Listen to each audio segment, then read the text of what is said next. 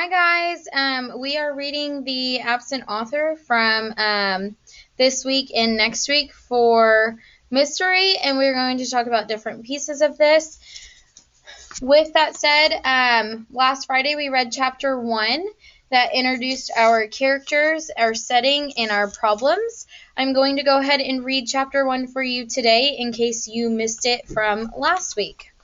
Okay, so the first thing before we read any book, especially a chapter book, is we're going to read the blurb. So I will read that for you. Dink writes to his favorite author, mystery writer Wallace Wallace, and invites him to visit Green Lawn. Wonder of wonders, Wallace says yes. In fact, the famous writer says the only way he won't come is if he's kidnapped.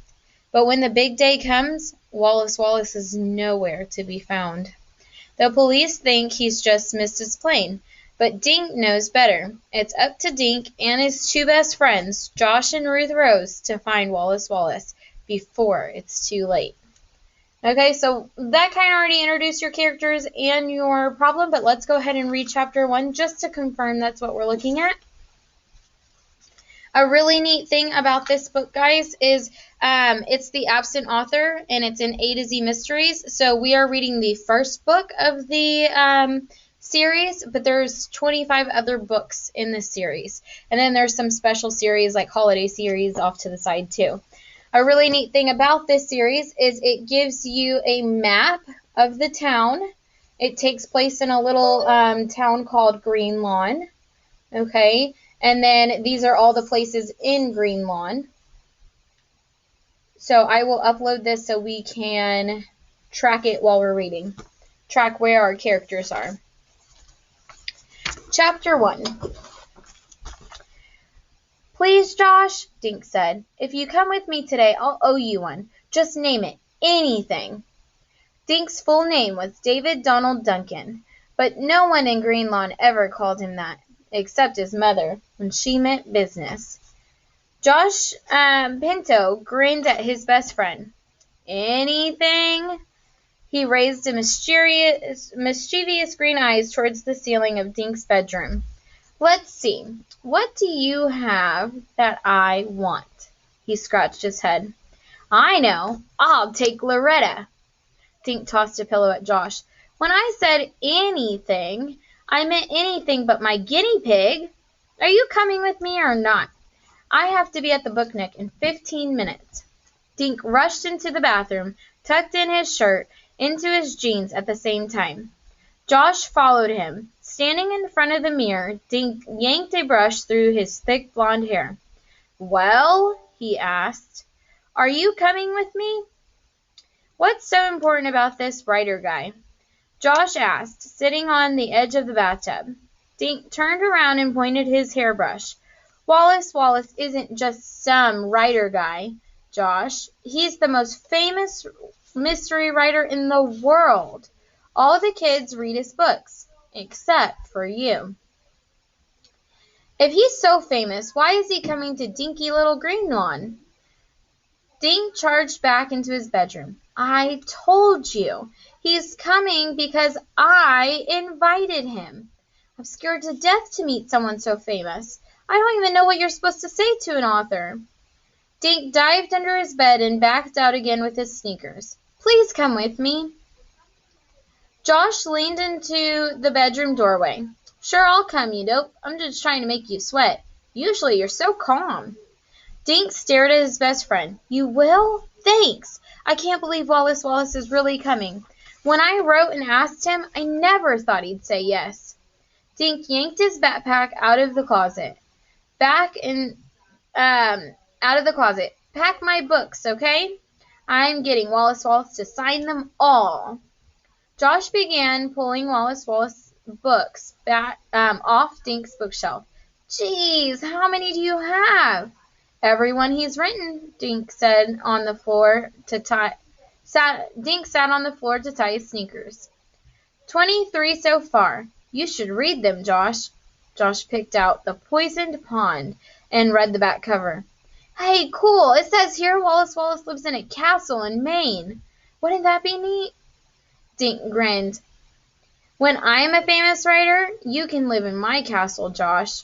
No way! When I'm a famous artist, you can live in my castle, down in the basement. Josh picked up the riddle in the river.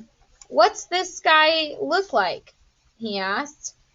And how come his picture isn't on any of these books? I wondered that too, Dink said. I sent him one of my school pictures and asked for one of him, but when I got his letter, there was no picture. He finished tying his laces. Maybe Wallace Wallace just doesn't like his picture taken. Josh squeezed all 23 books in Dink's pack. He grinned at Dink. Or maybe he's just too ugly. Dink laughed. Gee, Josh, you're ugly and you love having your pictures taken.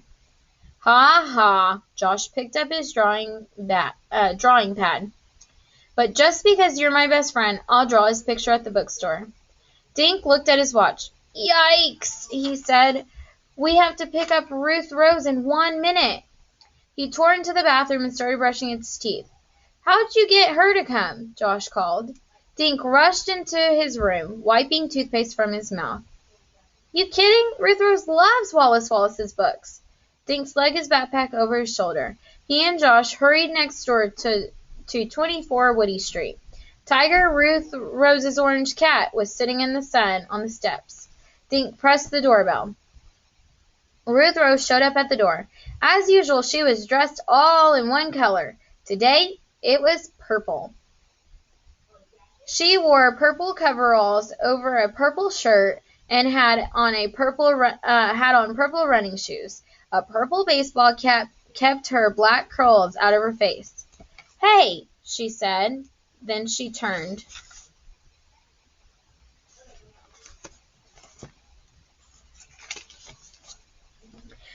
She turned around and screamed into the house. The guys are here, Mom! I'm leaving! Dink and Josh covered their ears. Geez, Ruth Rose, Josh said. I don't know what's louder, your outfit or your voice.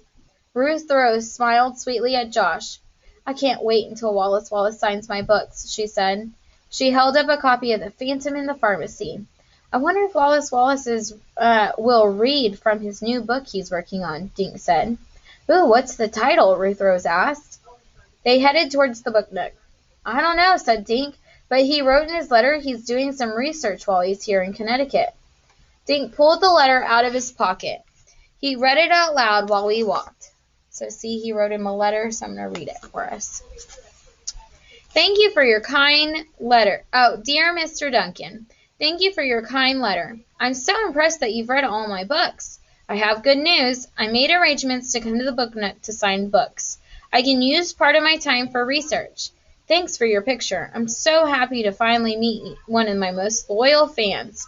Short of being kidnapped, nothing will stop me from coming to see you. See you soon, Wallace Wallace. The letter was signed Wallace Wallace in loopy letters. Dink grinned. Pretty neat, huh? Pretty neat, Mr. Duncan, teased Josh. You should have a letter framed, Ruth Rose said. Great idea, Dink said. They passed Howard's barber shop. Howard waved through the window as they hurried by. Come on, Dink urged, as he dragged his friends down the street to the book nook. They looked through the window, out of breath. The bookstore was crowded with kids.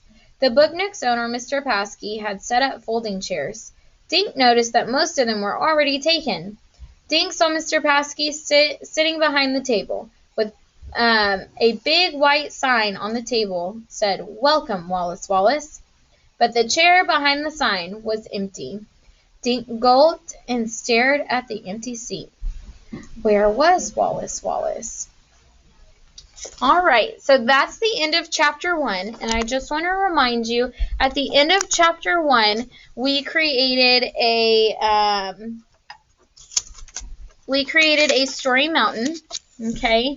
And I have my characters, we said were Josh, Dink, Ruth Rose, Wallace Wallace, and Mr. Paskey. My setting is Green Lawn, which is the town, but specifically right now we're at the book nook. And my problem, right? I don't have a problem yet. Chapter 2, we have a problem. Okay, which I'll talk about in my next video for Chapter 2. Thanks, guys. Have a great day.